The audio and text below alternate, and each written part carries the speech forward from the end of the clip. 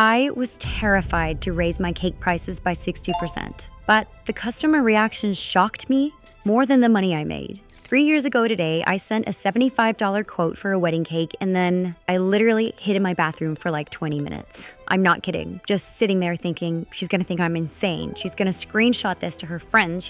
My phone buzzed. This is exactly what I've been looking for. When can we start? I know. You're probably thinking, yeah, right. Another success story that sounds too good to be true. But here's the thing. I'm about to show you the actual customer reactions I got. The good, the bad, and the ones that made me question everything I thought I knew about pricing. Because if you clicked on this video, chances are you're sitting there knowing you're undercharging, but you're terrified to do anything about it. And honestly, that was me, frosting roses at 2 a.m. in my cramped kitchen, charging $30 for cakes that should have been $100. I'm Maria, and what I learned about customer reactions to higher prices, it's probably not what you think at all. But before I show you those reactions, you need to understand the mistakes that I was making that almost guaranteed I get rejected.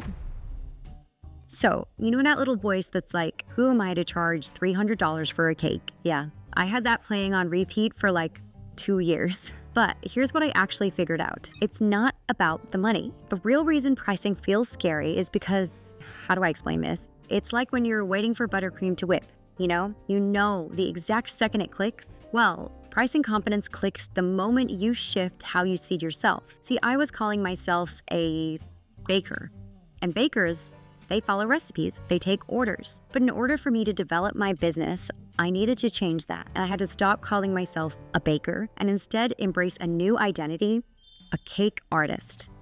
What's the difference, you may ask? Well, a baker would say, what do you want on your cake? But cake artists? Holy buttercream. Cake artists ask, what do you want this moment to feel like? A baker will sell a cake. A cake artist will sell a moment, an experience, the centerpiece of a celebration. And that's the true essence of what we're doing. And you'll see that it's not about skills or money at all.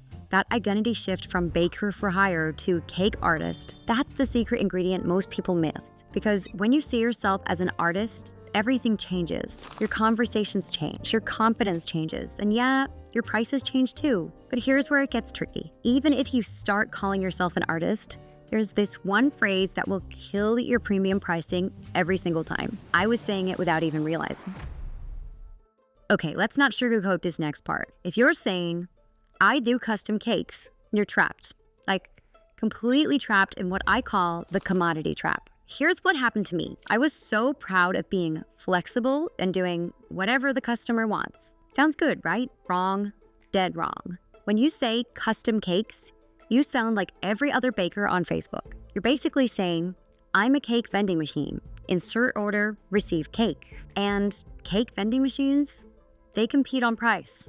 Always. Think of it like this. When you go to a restaurant, do you want a chef who says, I can make whatever you want? Or one who says, I'm known for my signature truffle risotto that makes grown men cry. Yeah, the specialist. Every time. That's because, wait, let me layer this differently. Specialization doesn't limit you. It liberates you from grocery store price competition. When you're known for something specific, whether it's rustic buttercream florals or sleek modern minimalism, clients will seek you out specifically for that thing, and they're willing to pay premium prices for it. So, once I stopped saying custom cakes and started positioning myself as a specialist, I decided to test it with that $75 quote. What happened next taught me everything about how customers actually react to premium pricing. And here's where it gets interesting. The moment I shifted from, what do you want on your cake, to, what do you want this moment to feel like, everything changed for me. I'll never forget this. It was a bride who wanted a simple white cake. Old me would have said, sure, what size, what flavor? The new me said, lovely. Tell me more about your dream wedding feeling. Turns out she wanted to feel like a princess in a fairy tale. So, instead of quoting for a basic white cake for $45, I presented the enchanted moment, a 3-tier masterpiece with hand-piped sugar flowers that told her love story. $75. My hands were literally shaking when I hit send on that quote. I mean, shaking. Like when you're carrying a 4-tier cake down the stairs level shaking. But then something shifted, like when Ganesh finally comes together. She didn't just say yes, she said Finally, someone who gets it. That was just one reaction though. When I started doing this consistently, we can say that I've got 3 different types of responses. Now, stay with me here because this is the part that'll make your timer go off. When I started positioning myself as an artist instead of a baker for hire, I got 3 types of customer reactions, and each one told me everything about my positioning. Reaction 1, silence. Some people just ghosted, and old me would have thought, see, I'm asking too much. But here's the real crumb of it. Those weren't my people anyway. They were bargain hunters looking for grocery store prices from a skilled artist. Good riddance. Reaction 2, sticker shock, pushback. A bakery down the street charges half that. Yep, and they can go there because I'm not competing with the bakery down the street anymore. I'm the cake artist who creates moments, not just desserts. But then, reaction number 3 changed everything. These clients say things like, I've been looking everywhere for someone who understands my vision. And price isn't the issue, quality is. These people paid without hesitation because they weren't buying a cake. They were buying peace of mind, expertise, and an experience. Actually, now that I'm saying this out loud, it's like meal prep, but for your confidence. The more you practice positioning yourself as an artist, the easier these conversations become. But here's what really blew my mind. When I looked at the actual numbers, I discovered something about revenue that most bakers get completely backwards. Let me lay it flat like fondant. Most bakers think revenue equals more cakes. Wrong.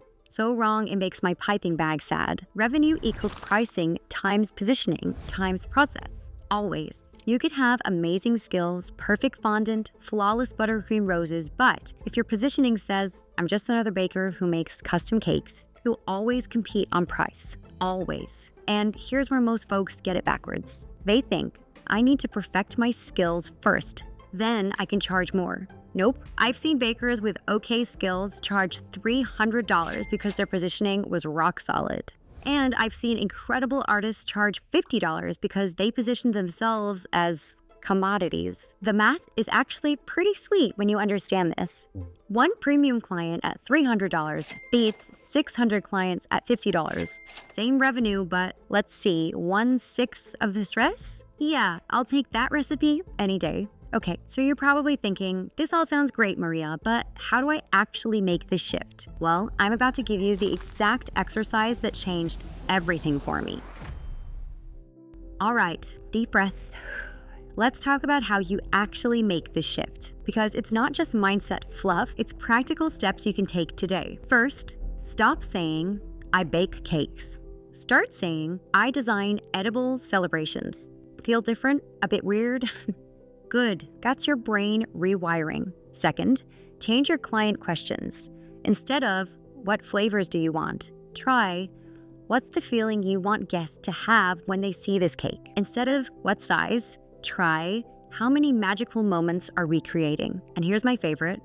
Instead of showing pictures of cakes, start showing pictures of reactions. The bride's face when she first sees her cake, the birthday girl's gasp, the grandmother's tears, because that's what you're really selling. Emotions, not flour and sugar. Actually, let me stir this differently. It's like organizing your piping tips. Everything has its place. Your questions, your energy, your language, it all needs to align with this artist identity. Oh, I almost forgot the most important part. Practice introducing yourself differently. Not, I'm a baker, but I'm a cake artist who specializes in ... whatever your thing is. Rustic elegance, modern minimalism, whimsical storytelling. Pick your lane and own it. That confidence you're looking for, it doesn't come from perfect buttercream or flourless fondant. It actually comes from knowing exactly who you are and what you can offer that nobody else can. Now, does that make sense? Like, does that land? Because once this clicks, really clicks, your pricing conversations will never feel scary again. They'll feel exactly like what they are, professional consultations between an artist and somebody who really values artistry. Listen, you already price ingredients down to the very last sprinkle, right? That attention to detail, that's what makes you worth premium prices.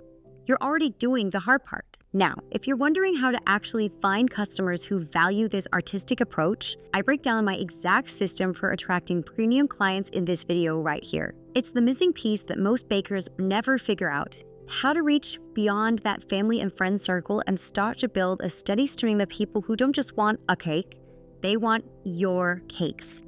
Because here's the thing, positioning yourself as an artist is just the first layer. The real recipe for revenue is knowing exactly where to find people who are already looking for what you create. That's the sweet stuff no generic marketing advice can teach. Let's whisk this together, cakepreneurs. Your artistry deserves to be valued, and there are people out there ready to pay for it. You just need to know where to find them.